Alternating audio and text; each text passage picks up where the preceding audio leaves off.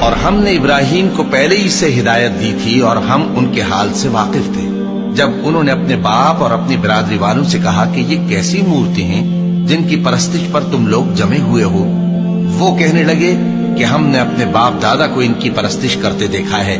ابراہیم نے کہا کہ تم بھی گمراہ ہو اور تمہارے باپ دادا بھی کھلی گمراہی میں پڑے رہے۔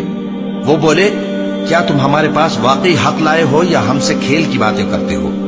ابراہیم نے کہا، نہیں، بلکہ تمہارا پروردگار آسمانوں اور زمین کا پروردگار ہے جس نے ان کو پیدا کیا ہے، اور میں اس بات کا گواہ اور اسی کا قائل ہوں۔ اور اللہ کی قسم، جب تم پیٹ پھیر کر چلے جاؤ گے تو میں تمہارے بتوں سے ایک چال چلوں گا۔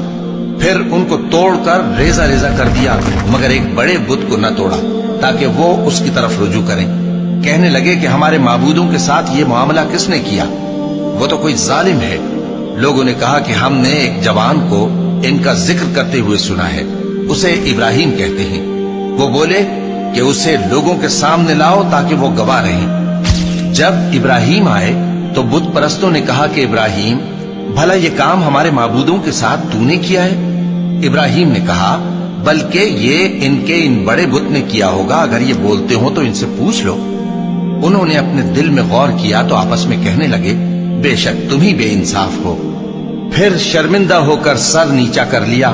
اس پر بھی ابراہیم سے کہنے لگے کہ تم جانتے ہو یہ بولتے نہیں۔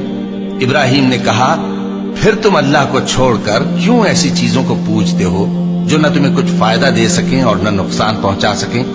تف ہے تم پر اور جن کو تم اللہ کے سوا پوجتے ہو ان پر، کیا تم عقل نہیں رکھتے؟